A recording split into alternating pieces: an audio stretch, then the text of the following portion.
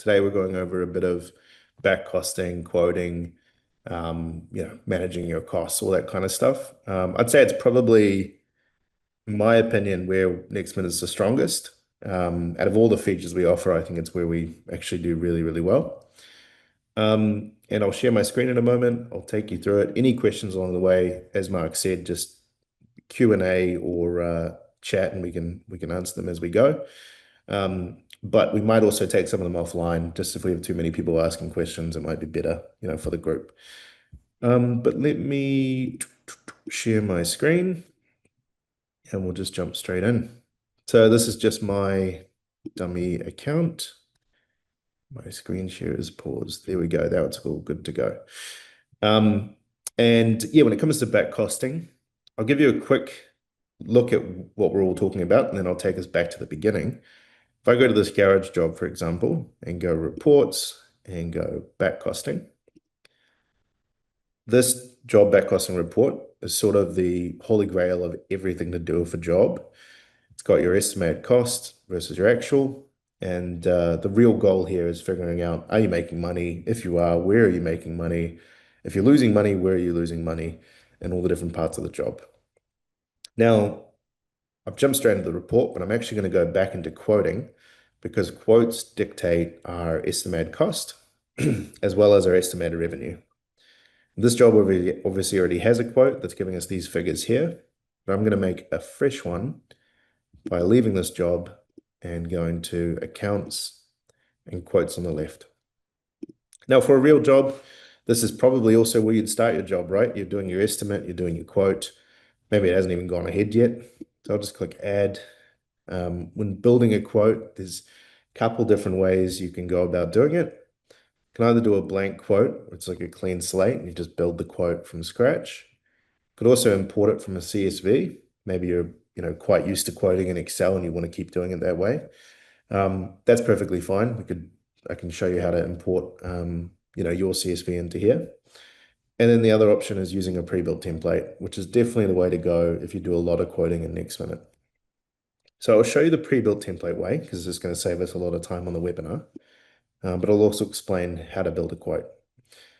I'm going to use this new build template I've got. As you can see, you can have multiple of these, pretty much as many as you like. You could have a template for renos, a template for new builds, a charge up template, whatever you want really. And click OK. So at this stage, you just put a customer on here. I'm just going to chuck in random customer because it doesn't matter.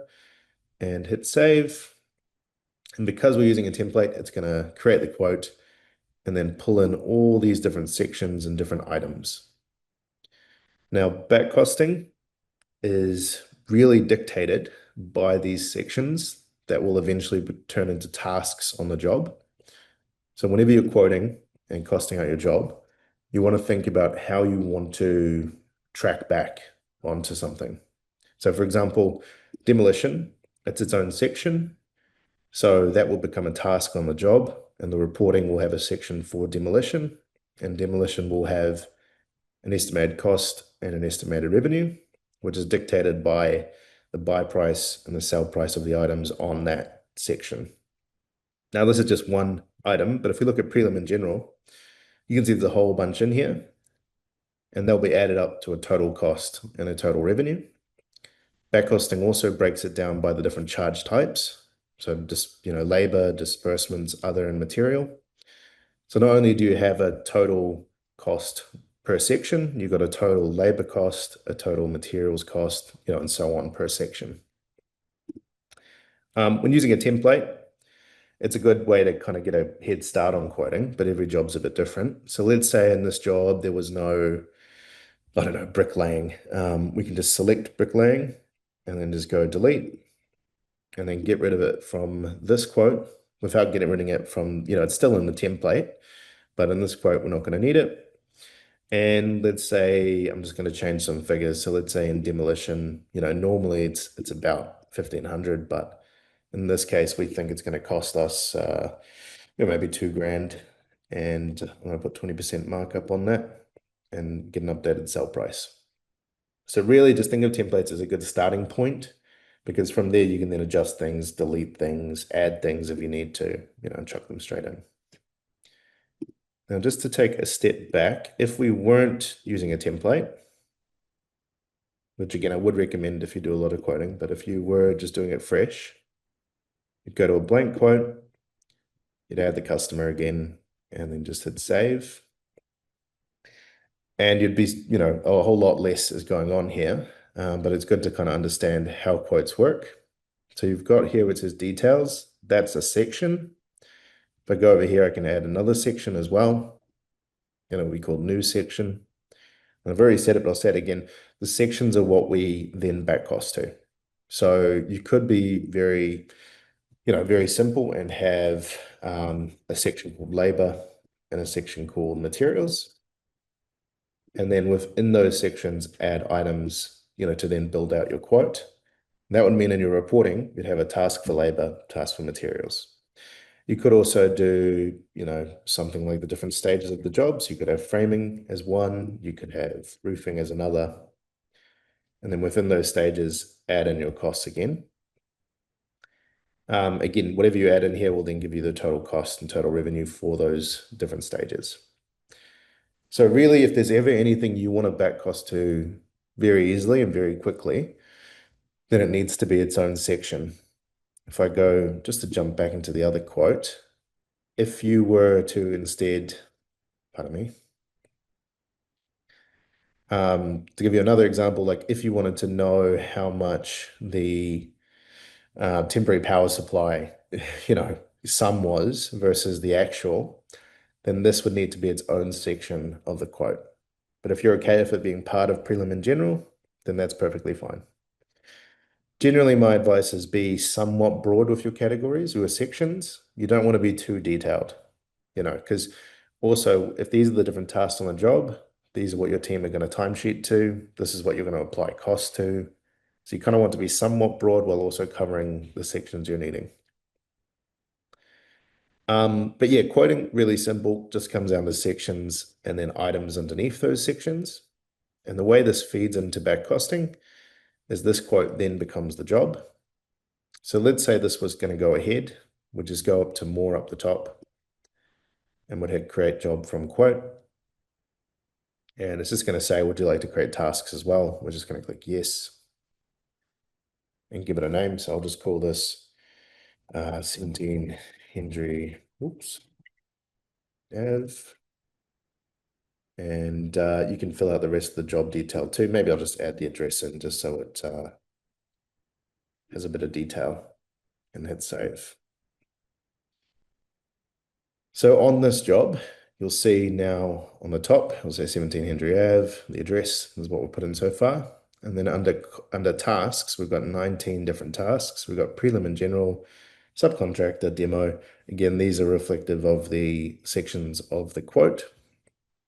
And if I jump into reports and back costing, you will see, sorry, I pressed the button. You'll see that you've got at the very top a total estimated cost and a total estimated revenue, and then it's broken down into those different sections that we had in my template. So for example, for prelim, we think it's going to cost about $14,000, and we're going to put a markup on that. Our estimated revenue is about 15.6. It's then broken down by labor, materials, and disbursement. Labor is also broken down into a quantity, which can be quite useful because, it's a bit more human when you say 47 hours as opposed to 100, 10,000.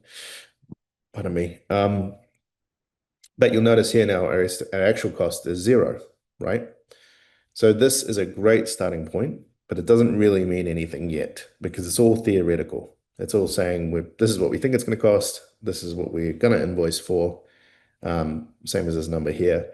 But so far, there's no real data in there. So where the actual costs come from is really two main places. The first one's going to be timesheeting, and that's where we get our labor from. Now, in an ideal world, your team is using NextMinute for timesheeting already.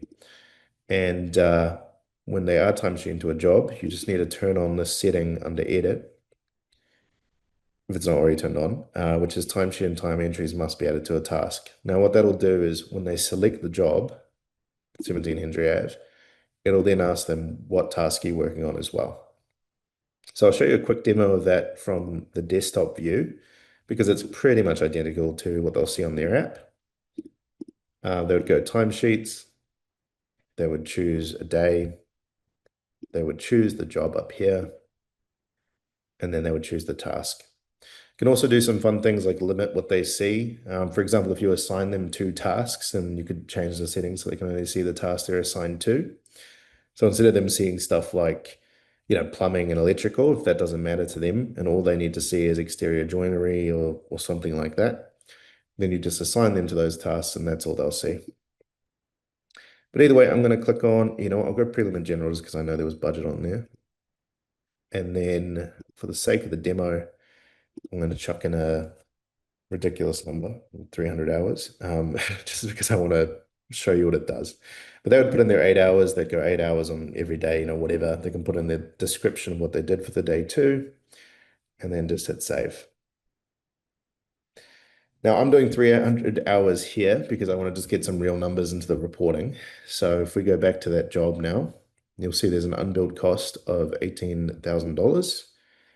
And if we go into charges, you'll see here there's a builder rate, 300 hours, buy and sell. It does the math for you on 1800. If we go into sections view up here, it'll then also show you, their buy price, the markup they've got going and all that, as well as a summary down here.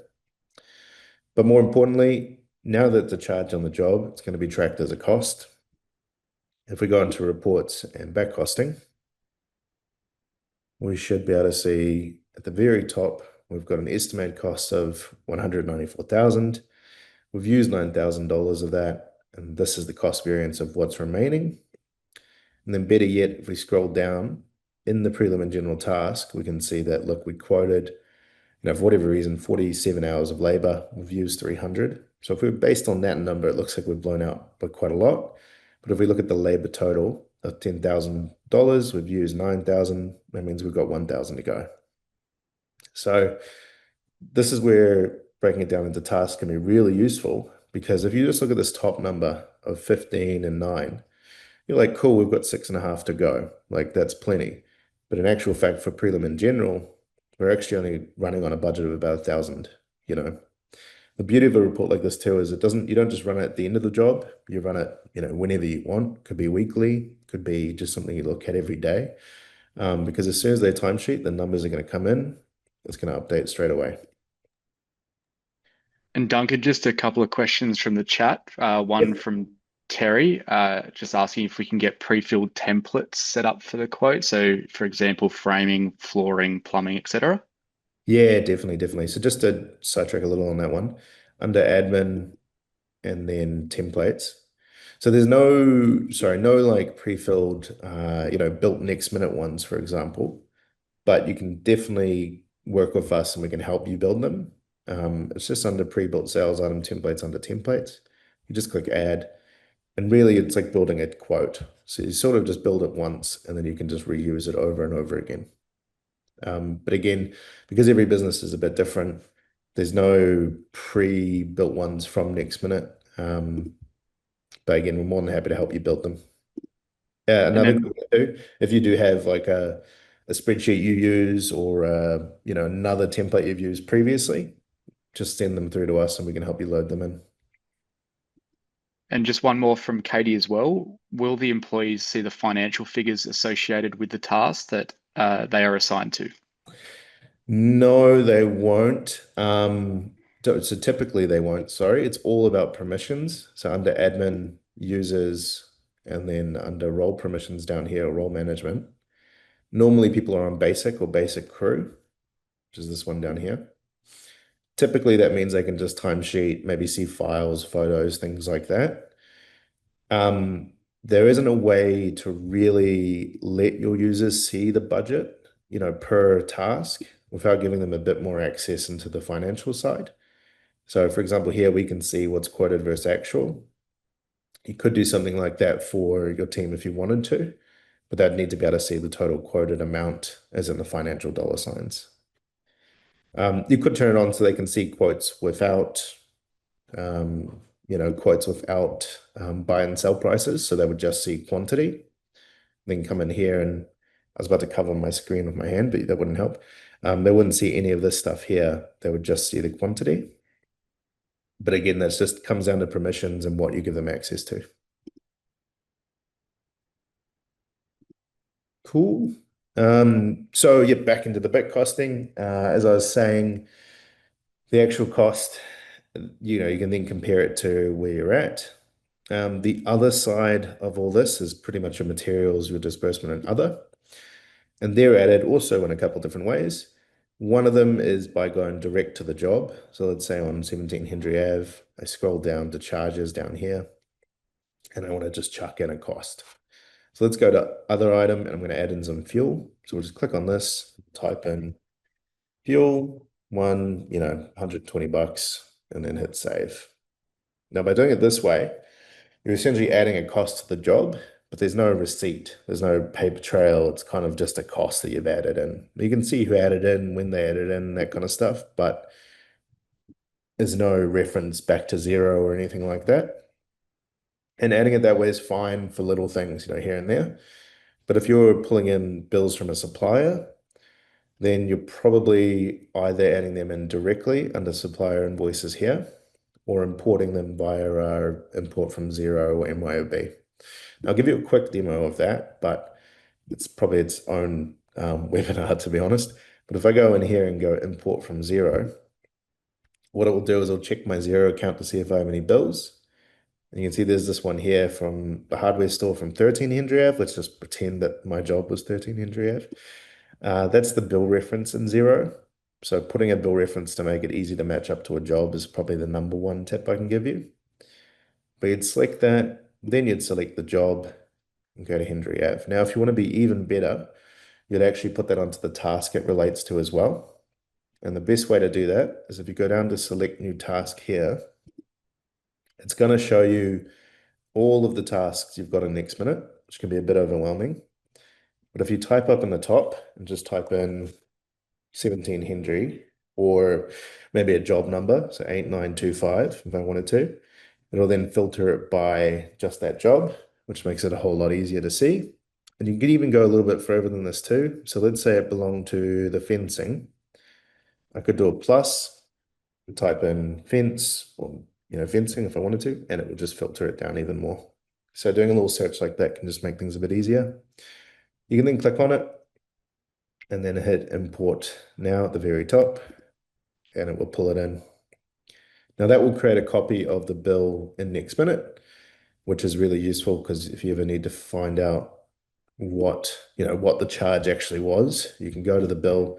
If you go to more and then files, if there was a PDF from a real supplier, it would also be in here. So you can see the actual, real document. The other thing it did was create a charge on the job. Now that's what's really important for the back costing, because if it's not a charge, then we're not tracking it as a cost. So you can see here materials, items, 92 times 10. If I then jump back into the reports and back costing, we should now see there's about $900 worth of materials, or $800 worth, because that's the buy price. Sorry, that's the price without GST. You can see here $800 material cost. And better yet, if I was to go through to fencing, which I'm guessing is probably going to be the last page, fencing right here, you can see there's $800 of cost, which means we've got 2,300 to go. So not only are you tracking at a job level, you're tracking it at a task level as well. This is actually a good example of why it's important to use the right charge types. So for example, in the quote, we put the whole $3,000 budget or 3,100 as an other cost. So it's come down here as, an other cost. The materials come in at 800. It's got nothing to compare to. So it's saying we're actually negative 800 on materials. Now, it doesn't really matter if you're just working on the task totals anyway. Maybe you quote as other because it's a mix of labor and material and you don't know what it's going to be when you get the bill. So you just use other and that's fine. But you could look at this and say, oh, we're actually down 800 on material and we've still got a bill for 3,000 to come in from, an other cost. So where possible, if you break it down the same way you're going to pull it in. So what I mean by that is if I go back to the quote, so zoom around a little. If we knew that 800 of this was going to be material, what we should really do is have an item in here for materials. And it can either be a material item like this, which is just called materials, or you could have, an actual product from a supplier that you've loaded in. I'll show you how to do that in a moment. But if we just go materials, chuck that in, and we know there's about $800 worth of cost here. And I'm going to change this to 20% markup. I'm just going to do some loose math and remove $800 from there as well. So we should have a similar total to what we had. Doesn't really matter. But if you do it this way, the reporting is now going to be a little bit better. And it's going to say that $800 cost has come in, and we're pretty much even on that. So if I just go back to reporting, back costing, and go to the last page for fencing, you can see here now it's $800. The cost came in at 800. Cost variance is $0. So we're all good. All right. Now it's still telling me there's still 2,300 of other to come. So that's your ideal scenario. It doesn't always happen that way. So sometimes you do just work on the totals, and that's perfectly fine. But it's just about trying to be as accurate as you can when you estimate versus, the cost come in. The only other cost there is the other items and disbursements. So they pretty much handled the same exact way as materials. Other is going to be typically your subbies and, other costs. Disbursements are your hireage fees, your portaloos, your scaffolding, stuff that's kind of hired out as opposed to a service that you're getting. If I can Just some, jump in with a quick question, Duncan. yep, go for it. Yeah, I'm hoping this is a good segue from Lou as well about how we add a variance to a job as well. Yeah, cool, like a variation. Yep. So Correct. the way we do that, and that's actually exactly where I was going to go, I just didn't know it at the time. The way you do that is you go back to quotes on the same job and you add in a variation as a separate quote. So I can do that on this one. Let's say I go in here and I'm going to do a blank quote this time. Again, you could have a template for this. It's already ready to go. But I'm just going to do a blank quote and I'll call it VO in the title. Maybe I'll call it VO1 fencing or something, right? Hit save. Now this will create another quote. And importantly, I'd rename the section as well, because this is what shows up in the reporting for that quote. So if I go VO1 fencing as the section name, and let's say the subby who's doing it has given me a new quote for it, and they reckon it's going to be another 5 grand. Come in here and update that like so. Pardon me. Because this is its own quote, now they've got this in here, you can also then, send it off to the customer, get them to actually approve it as well before you start doing the work. I know that doesn't always happen, but it's good to have that paper trail of what goes ahead and what doesn't. If they do accept it, because when you email this, it goes out with a little accept or decline button at the bottom. If they do accept it, you'll get this green accepted text on the top. It'll also lock the quote as well, so you then can't adjust it anymore. If they decline it, it will do the opposite. It'll give you a red line. And importantly, if they do decline it, it now won't show up in the reporting at all because it's saying that quote didn't go ahead. Whereas if they accept it, or even if they don't accept it, but it's just kind of in this neutral state, then it will show up in the reporting. So yes, essentially to answer your question, it's just handled with a separate quote. But the beauty of that too is if this quote goes ahead, you then create tasks from quote again. And what this will do is then create another task on the job. You can see it all the way. Well, it's actually there because I've got that filter on still, but down here at the bottom, VO1 fencing. So then we'd just get your team to track that cost separately again, as a separate thing. Importantly, it's then shown in the back costing again. So this will probably be on the last page, same as the other fencing. You can see just down here, VO1 fencing, 5 grand, and then how much has actually been applied to it. And we'll just have to use our imagination. But that 5 grand that's added to this little section is then also added to the total cost up here. So that's gone up by 5 grand. Um, and then, yeah, you just continue that process. So another variation comes on. Again, you'd create another quote. So it's not uncommon to have multiple. The key, though, is that you're putting them all in the same job because then it's all going into the same reporting. And then when invoice time comes around, it's also nice and easy. And you can, pull in charges from both places, from this quote and that quote into the same invoice if you wanted to as well. Um, cool. Any more questions at this stage, Ryan? We're all good. Oh, sweet. So yeah, just to carry on a little bit with that, I'll actually use that variation as the next example. So again, I'm going to get some more costs in here. I'm just going to apply a manual charge this time. But if I was to go to the task, so down to VO1 fencing, and then go to charges, and I'm just going to add in other costs manually. Again, you might do this by pulling in the bill from zero. You might do it manually like this. Kind of comes down to what your current workflow is. But let's say I'm going to chuck it in at 550. I think from memory it was 5,000. I know we just did it, but I've got the memory of a something that has very bad memory. If I then go to back costing, you can now see straight away that the job actual cost has gone up another 5.5. But more importantly, if I go to that page with the costs, we can see our first negative number, essentially saying that we quoted a cost of 5,000. The real came in at 5.5, which means we're over by 500 on this area here. Now, again, just to say the same thing again, based on this number up here, you wouldn't be able to tell that, right? You kind of don't know at this stage. You don't know if it's all good or not. It's just kind of costs are coming in. Whereas if you look at the per section totals, and you can have it a quick skim going down, you'd be able to tell pretty quickly that 500 is, no good. We've gone over. Another thing when it comes to analyzing these reports is they can be downloaded. So up here at the very top, you can download it as a PDF if you wanted to. You could download it as a spreadsheet, which can be really useful if you want to then add some more formulas and figure out some extra stuff that we don't have, straight up in the box. It's also really good if you want to send a copy of this to a customer, but maybe you don't want to include your margin, for example. Maybe you just want to show estimated revenue and how much you've invoiced. Then you could then download it as a spreadsheet and just delete the columns you don't want to show. Because we don't have a customer-friendly view on here unless you're fully open book.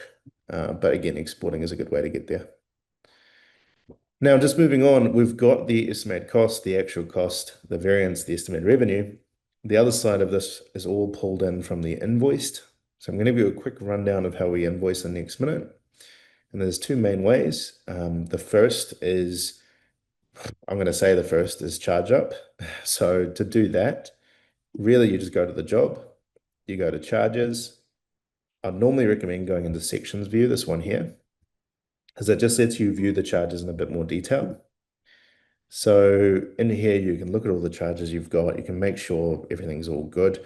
If you ever need to change a charge for whatever reason, it's better to do it before you invoice than do it after, because you want your charges to match what you're invoicing for. So let's say, just for the sake of it, this item was actually meant to be 30% markup. So I'll just update that now, and that's all good. And then I'm going to invoice for everything, including, or maybe not this variation. Maybe the variation is a fixed price thing. So I'm going to do everything by selecting all of it. And then I'm going to go more, create invoice from charges up here. Yeah, that's fine. Just asking me if I want to save. And I'm going to do selected items. If it was everything, you just do all items. I'm going to do selected. And this is a formatting question. It's saying, do you want to keep them separated, by task and date as it is currently? Or do you want to combine them into one? I'm going to keep them separated just because it shows you a bit more formatting, and then full or partial. So again, on a charge up job, it's probably always full. And then we just hit save. Now what that'll do is it'll pull in those charges from the charges area. So we don't have to type anything in. and it will chuck them into these different sections, which we can then reformat and make it look however you want. Give you a couple of ideas. If I just preview this now, it will probably look, yeah, so it's showing us the sections and then the item and description of all those items and then the unit price and the amount. You'll note you can't see the buy price or the cost price or the markup, any of that stuff, even though we can see it here. What you see and what the invoice actually has is always going to be a bit different. To see what your print settings are, if you go to preview and send and then print options up here, you can then click on a section. So let's say it was Hendry Ave. Sorry, this one here. And you can choose what you want to show and what you want to hide. So the columns to hide are what you've got ticked. So we're hiding the markup, the discount, the tax. But let's say you didn't want to show the description, maybe the item name is all you need. Again, a real case of that is your timesheet entries, for example, your guys, when they do it like a description on their timesheet, there might be stuff in there you don't actually want to show the customer. You might want them to just see the name, like labor rate or something like that.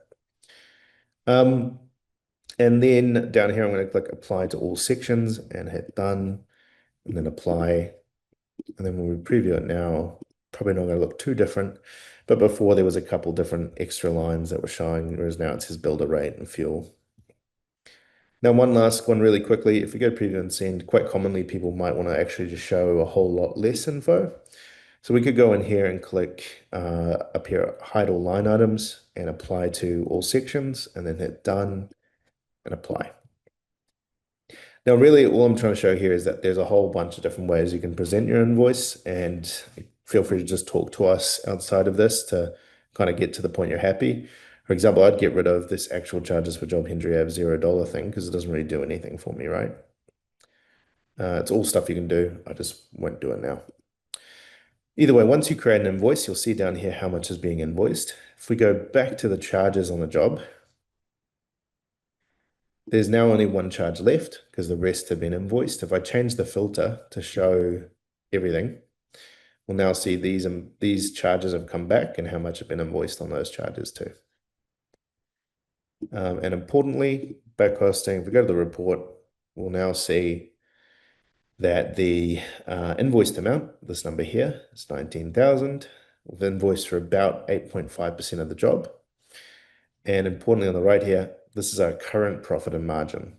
So as of today, if we have a cost of 15,000, we've invoiced for 19,000, which means we've got a profit of just under 4,000. It then works out your margin as well. Another thing with this too, if we scroll down to labor, sorry, to prelim in general, we can see that for the labor component, or even for prelim in general, we've invoiced for 114% of that area. So essentially on a charge up job, it's saying we've invoiced more than we estimated. So we've gone over a little bit, but that's, perfectly fine. It's just the way it goes sometimes. And that's purely because the costs that we have in there are higher than what we estimate them to be.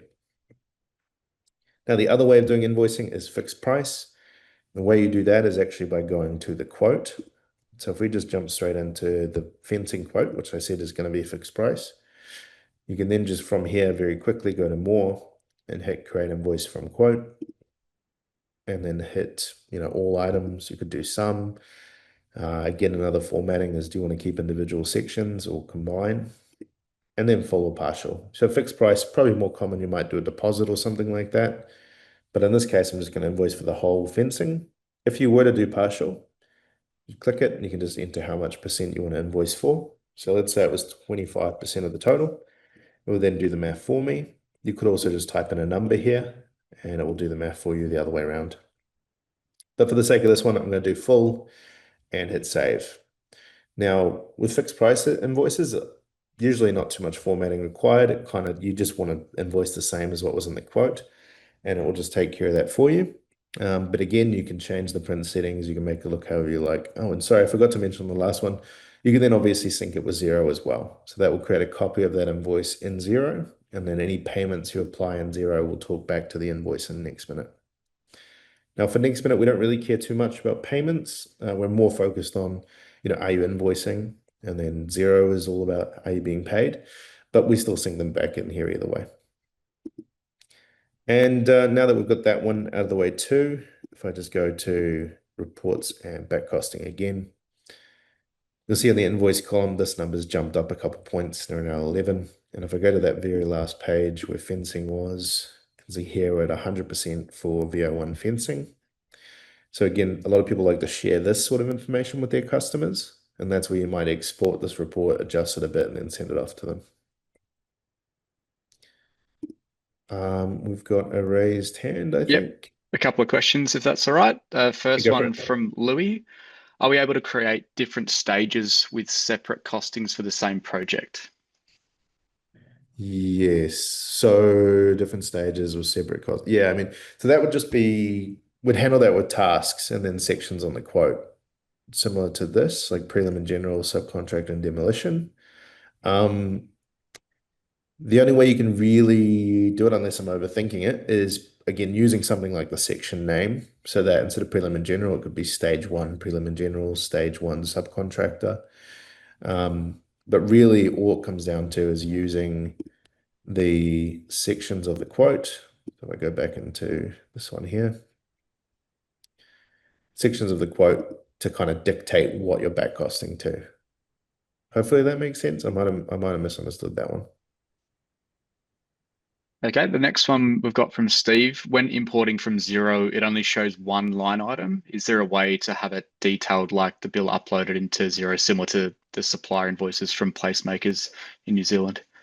Yeah, so it should actually show whatever um like it should only show one line item if there's only one line item loaded into that bill in Zero. If that bill has like 9 line items, it should actually import with 9 line items still. Um, so it probably comes down to how you're getting that bill into Zero. There's a lot of useful tools out there that people use, like HubDoc or Dext, where you can essentially like you can email the bill to their app and then it loads it into Zero with multiple line items. I think if you use the Zero email address thing to load in your bills, it might merge it all into one, and that might be what you're talking about. But long story short, if there is multiple line items in Zero, then there definitely should be multiple line items in NextMinute when you import it, just like the placemakers one as well. And the last one from Louise, back into quoting. How do we remove the words name and description, which shows under the section when you view it in PDF, not hide the description? Yeah, good question. So you can't. The only way you can do that is if you hide all the line items completely. So, for example, if I was to go in here and go print options and choose to hide all line items, I can see here, it's now not going to show um, the name description, bracket thing at the top. But if you show any detail, it's going to show that no matter what. It's just the way the formatting is. One way some people get around it, and it really is up to you if you want to, if you hide all line items, like so, you can then add descriptions into this box here.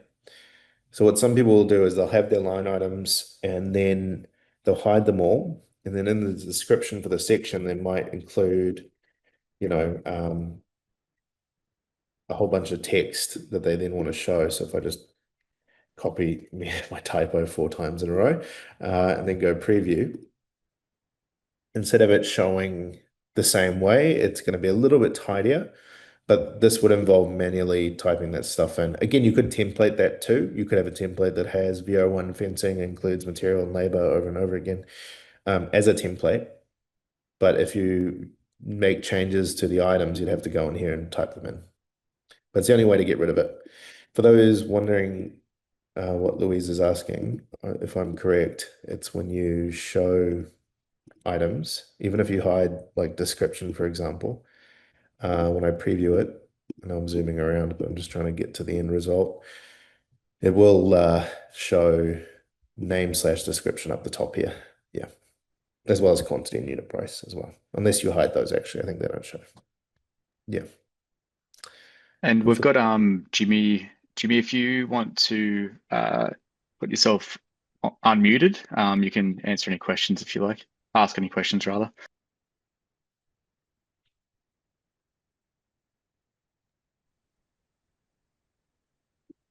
Might have just been a stray raised hand there. Oh, Yep. there is. Yep. Hello. Hello. G'day, Jimmy. Yep. So I just want to ask how to track the actual labor cost when doing the project without letting all the trade using the app. Yeah. So with your team using the app for timesheeting?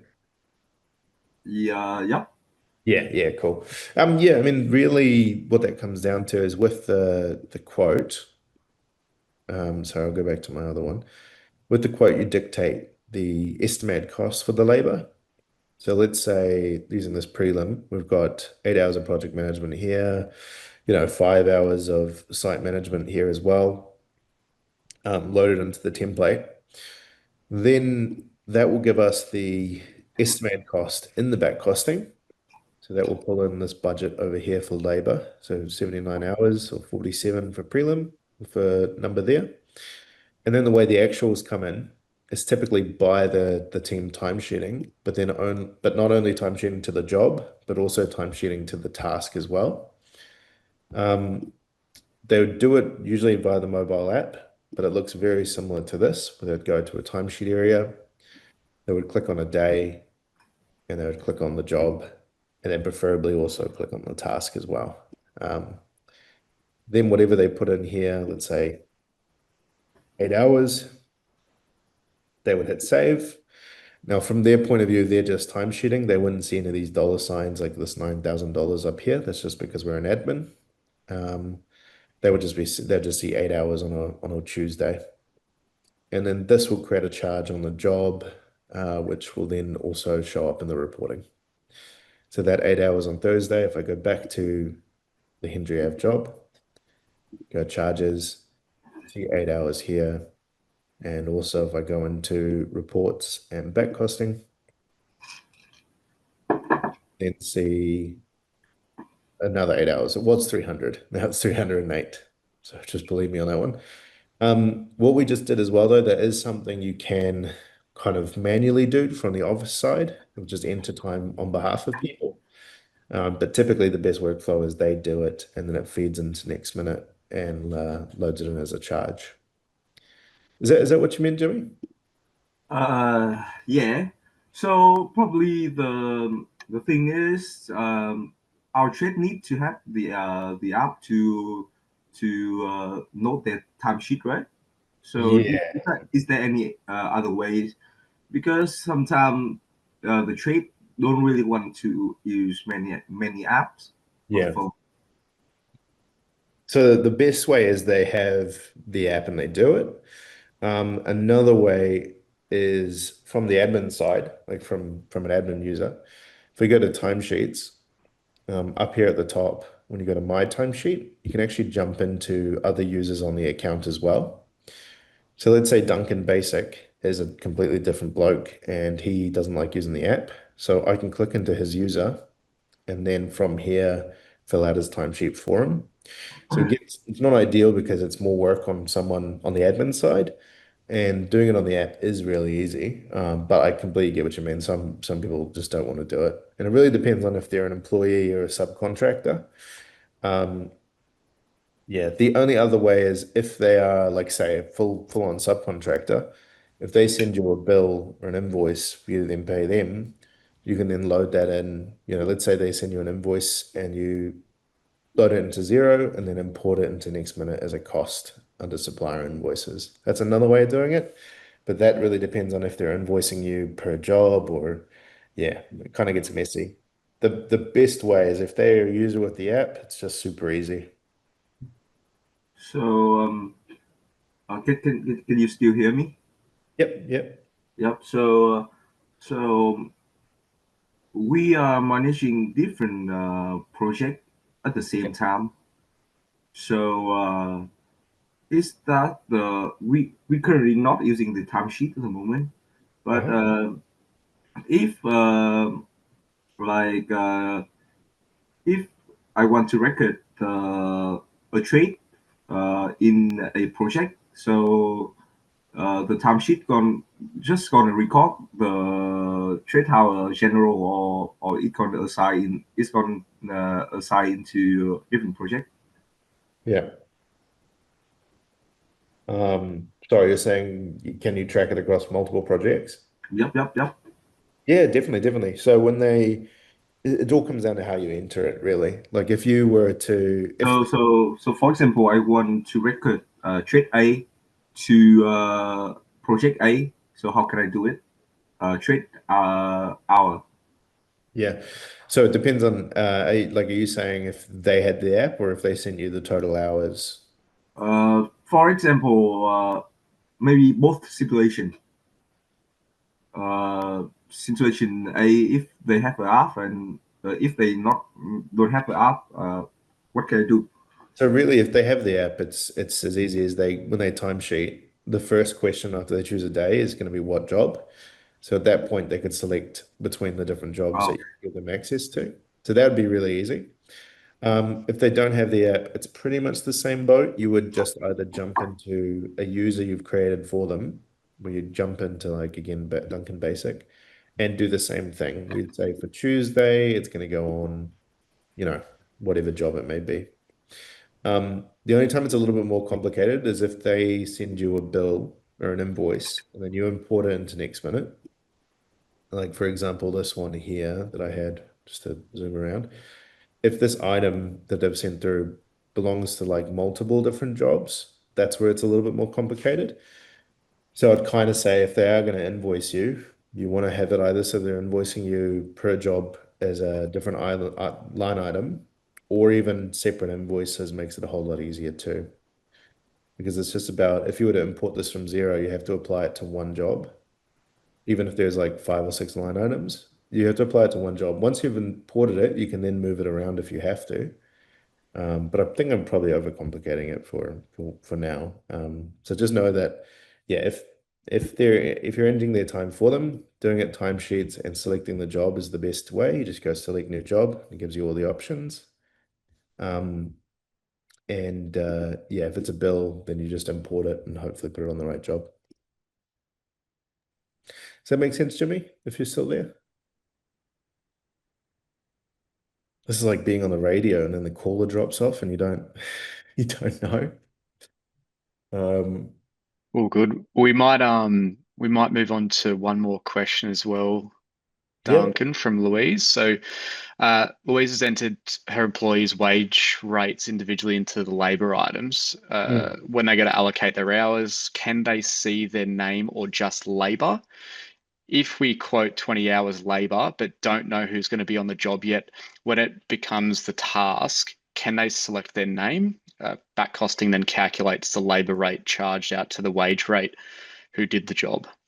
Yeah, good question. So if you like, let's say for Duncan Basic here, Duncan Basic is a user that we've invited, and when he timesheets under sales items and labor, we've set up a rate for him. So if I go in here, Duncan Basic actually has 2 different rates. He's got general labor and overtime rate. Now, what they see when they timesheet is the name of the rate. So whatever you've called it is what they'll see. So if it says general labor or if it says Duncan's rate, whatever you put in there, as in whatever you've put in the name field right here, is what they'll see. Typically, and it really depends on their permissions, but if you haven't messed with the permissions at all, a basic user is only going to see the name. They're not going to see the buy and the sell price, these 2 numbers here. If they're assigned only one rate, like how admin user has builder rate here, it won't ask you what rate at all. It'll just go straight through. But if you have 2 rates, it'll ask you what rate you want to use. So I'll just show you that really quickly. If I go in here, this is on Duncan Basic. If I click on a job and a task, it's then asking general labor or overtime. Now, if there was a basic user again, let's just imagine there was no buy and sell down here. It would just say general labor up the top. Whereas for my user, the admin user, which only has one rate assigned to them, you'll notice when I click on a job, this next click is going to go straight through to the timesheet. Okay, it would normally go straight through the timesheet just because I'm an admin, then it's not. they wouldn't see just builder rate here. It would skip this step and it would go straight through to here, where they wouldn't see anything. Your question about back costing though, so the way that'll work is whatever rate you use when quoting is what we will use to figure out the estimated cost, right? So all I mean by that is if I come in here and this, this prelim in general, it's got 47 hours and the total is 10,000. Now, again, this is a bad example because I think when I was looking at it, it was like 6 weeks was 6 as a quantity as opposed to an hourly rate, but it doesn't really matter. Whatever quantity you use in here will, whatever rate you use in here will then figure out the cost, right? So if this was $100 per hour and there's 47, then that would be 4,700 instead of the 10,000, right? And then whoever timesheets on the day, whatever rate they use will show up in the actual cost.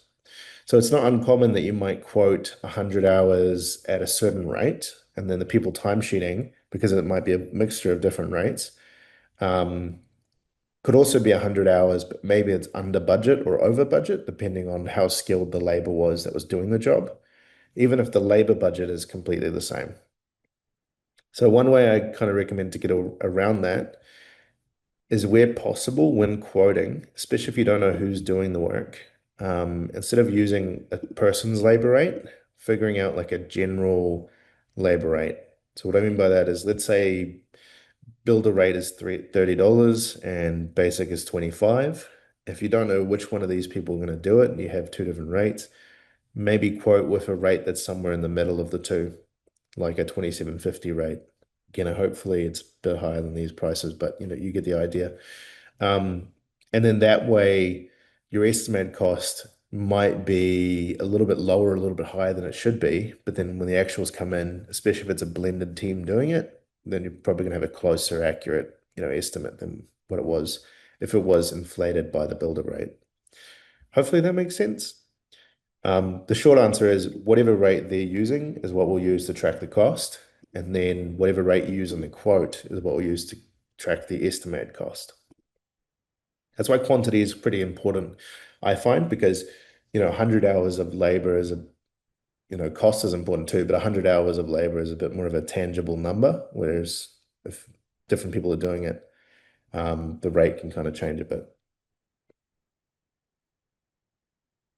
And sorry, the permissions thing, again, under admin, users, and then down here, if we click on basic for this user, because he's set up on the basic role, the big one is as long as pricing is turned off, which is this one here. Sorry, I test around with my guys, so it's got a little warning at the moment, but as long as pricing is turned off, which it is here, they won't see any pricing at all. And it's turned off by default, but it's just one of those things if you're ever unsure of, it's good to kind of check it.